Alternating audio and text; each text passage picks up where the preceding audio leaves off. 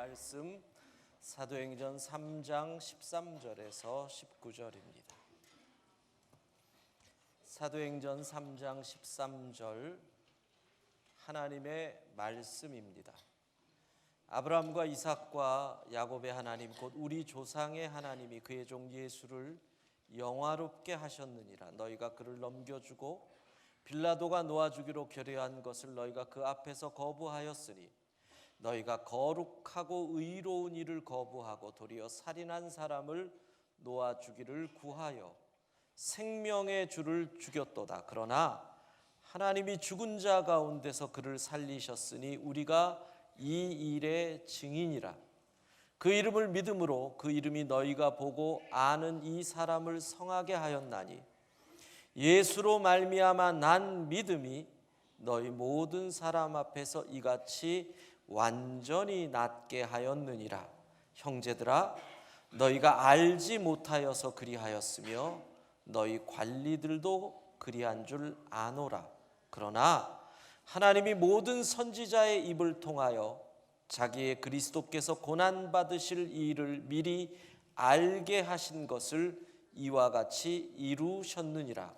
그러므로 너희가 회개하고 돌이켜 너희 죄 없이 함을 받으라. 이같이 하면 새롭게 되는 날이 주 앞으로부터 이를 것이요. 아멘. 지난 10월 초부터 미국 헐리우드에서 불어온 SNS를 통한 미투라는 바람이 지금 전 세계에 휘몰아치고 있습니다. 10월 초에 미국 헐리우드의 영화 제작자인 하비 와인스타인이라는 사람의 성추문에 대하여 이 하비 와인스타인은 우리가 시네마 천국, 그 다음에 굿윌 헌팅 이런 작품성 있는 영화를 만든 사람입니다. 이 사람에게 성적인 이 폭력을 당했다라고 하는 글을 유명한 여배우들이 올림으로부터 이게 시작이 되었습니다. 헤더 그레이엄, 기네스 펠트로, 여기까지는 잘 모르실 거고, 안젤리나 졸리 들어보셨을 거고, 다들 미투, 나도 당했다. 그래서 이 미투 운동이 헐리우드에서 스포츠계로 넘어갔습니다. 어린 체조 선수가 나는 팀 닥터에게, 코치에게 성적인 문제가 있었다. 추행을 당했다. 이런 것들을 SNS에 올렸습니다. 이게 정치계로 또 넘어갔습니다. 미국에서 시작된 이 바람이 유럽으로 넘어가서, 그러니까 이 세상이 인터넷으로 연결된 세상이 얼마나 좁아지고 빨라졌는지, 영국의 국방장관은 15년 전에 성추행 의혹으로 장관직을 사임을 했고, 그리고 마크 기니어 영국 국제통상부 장관은 7년 전에 있었던 여비서를 성희롱한 혐의로 조사를 받고 있습니다. 이 미투 운동이 우리나라로 넘어와서 지금은 기업 내에 있었던 성폭력에 관한 이 문제들이 막 터져 나오는데, 그 중에 하나가 지금 계속 뉴스에 나오는 한샘이라고 하는 기업의 신입 여직원을 향한 성폭력에 관한 문제입니다. 이게 그냥 나온 게 아니라 그런 흐름 속에서 빵 하고 터져 나온 겁니다. 저는 이 사건을 보면서 오늘 설교를 준비하면서 어떤 느낌을 받았느냐 하면, 죄는 참 무서운 것이다. 여러분, 죄가 얼마나 무서운지 잘 들어보세요. 자, 사단은 끊임없이 우리로 하여금 죄를 짓도록 유혹을 합니다. 그 유혹을 물리칠 때도 있지만 그 유혹으로 미끄러질 때도 있습니다. 불운하게, 불운이라는 표현이 좋은 표현은 아닌데 어쨌든 죄의 유혹에 넘어가면 그 다음부터 다가오는 게 고통입니다. 먼저는 내부적 고통입니다. 갈등, 어떻게 하다가 내가 이런 죄를 지었을까? 고민, 어떻게 이 죄 문제를 해결할까? 또 이런 죄를 지으면 어떡하지? 두려움, 이 죄가 드러나면 어떡하지? 온갖 내부적 갈등이 속에서 부글부글 끓어나는 겁니다. 이 갈등을 이기지 못하고 어떤 사람들은 높은 곳에서 뛰어내리는 그런 비극으로 갈 때도 있습니다. 자, 그런데 이 내부적 갈등을 덮고 나아가는 사람들도 있습니다. 철면피처럼 아무도 모르는데 어때? 그러면서 나가는 사람들이. 그런데 이 죄는 반드시 값을 치러야 되니까 이제는 내부적인 문제가 아니라 외부적으로 공격을 합니다. 이건 사단의 공격일 수도 있고 사회의 정의일 수도 있습니다. 지금처럼 30년 전에 지었던 문제가 드러나서 그 사람이 완전히 파묻힙니다. 어떤 사람은 미국의 어떤 의원은 40년 전 걸로 드러나게 돼요. 그러니까 내부적으로 공격을 하든 외부적으로 공격하든 이 죄로 인해서 사람을 꼬꾸러뜨리는 사단의 무시무시한 전략을 저는 바라봅니다. 미투라고 하는 운동을 통해서. 그래서 오늘 본문은 이렇게 얘기하는 겁니다. 죄 문제가 해결되기 전까지는 너희 인생에 새로운 날은 오지 않는다는 거죠. 죄 문제가 해결되기 전까지 인간의 인생은 유쾌한 날이 오지 않는다는 겁니다. 사도행전 3장 19절 같이 읽습니다. 그러므로 너희가 회개하고 돌이켜 너희 죄 없이 함을 받으라. 이같이 하면 새롭게 되는 날이 주 앞으로부터 이를 것이요. 죄 문제가 해결되면 새롭게 되는 날이 온다. 그전에는 없다는 겁니다. 옛 성경은 이 새롭게 되는 날이라는 말을 재밌게 표현합니다. 유쾌하게 되는 날. 사실 우리가 잘 쓰기 어렵지만 어떤 의미로 유쾌하게 되는 날이라는 이 말이 더 가슴에 와닿을 수 있습니다. 그러니까 죄 문제가 해결되기 전에는 진정한 기쁨은 우리가 맛볼 수가 없다. 이런 뜻이 됩니다.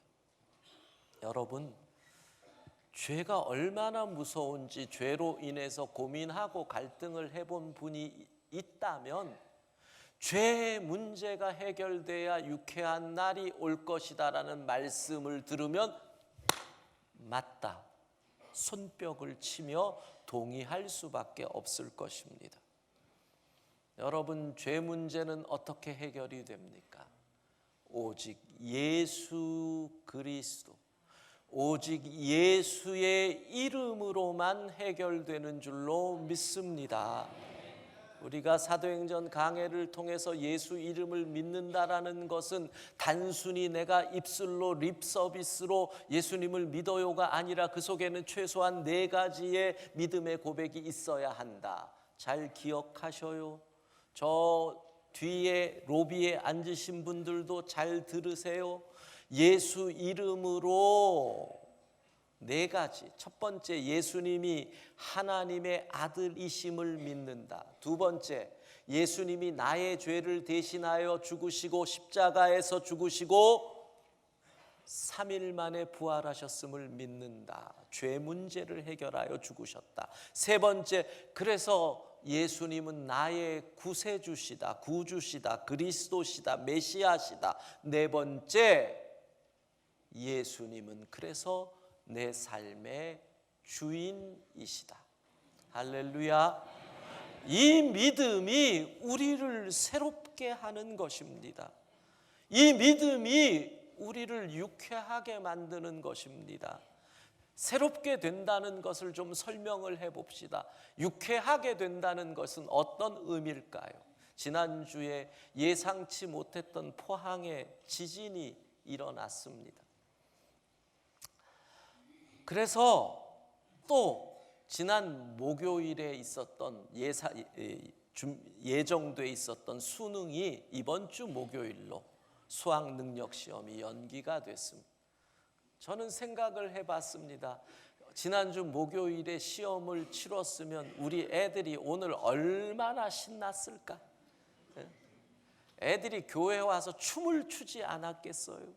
근데 일주일이 연기가 된 거예요. 얘네들은 일주일간 무거운 짐을 또 지고 있는 거예요. 얼마나 힘들까요? 요즘은 정말 이상한 풍습이, 저 같은 이 올드보이들이 이해하기 어려운 풍습이 많더라고요. 요즘은 수능 전날에 책을 버린대요.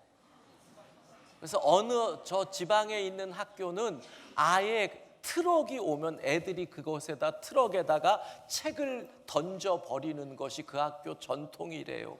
누가 지진이 날 줄 알았어? 그러니까 갑자기 그 책을 다시 준비하느라고 난리가 난 거예요. 그 짐을 다시 짊어져야 돼요. 와, 장사하는 분들, 비즈니스 하는 분들 진짜 머리 좋더라고요. 그리고 나서 광고 못 보셨어요? 수능 7일 완성. 와, 저는 그걸 보고 놀랐어요. 목요일 날 딱 뜨는 거예요. 7일이면은 수능을 완성시켜 준대요. 학원들에서. 그거 보고 반성 많이 했어요. 교회는 뭐 하나 7일 구원 완성 뭐 이런 거를 내야 되나, 뭐 이 천국 일주일 단기 과정 뭐 이런 거 내야 되나, 뭐 이런 생각도 했어요. 아이들이 침을 못 벗어요.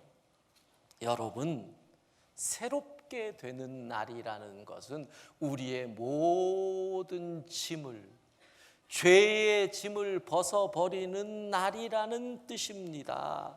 우리가 죄로 인하여 짊어지고 있는 무거운 짐이 얼마나 많습니까? 자유함을 얻게 되는 겁니다. 옛날에 그런 생각 해보셨어요? 어렸을 때 거짓말을 한 거예요. 근데 엄마가 거짓말인 것을 알았어요. 들켰어요. 그때부터 엄마가 이름 부르기만 하면 가슴이 쿵쿵쿵, 난 죽었다, 이런 생각이 들잖아요. 그런데 엄마가 밤에 부르더니 괜찮다, 다시는 그러지 마라, 용서한다 그러면 내 속이 뻥 뚫리잖아요. 두려움이 사라지잖아요. 이게 새롭게 되는 날을 의미하는 거예요. 우리의 고민하던 문제가 해결된 날이 새롭게 된 날이라는 뜻이에요. 10여 년을 괴롭혀왔던 무거운 부채를 다 청산했다. 그러면 얼마나 가볍겠어요. 채무를 다 정리했다 이거예요.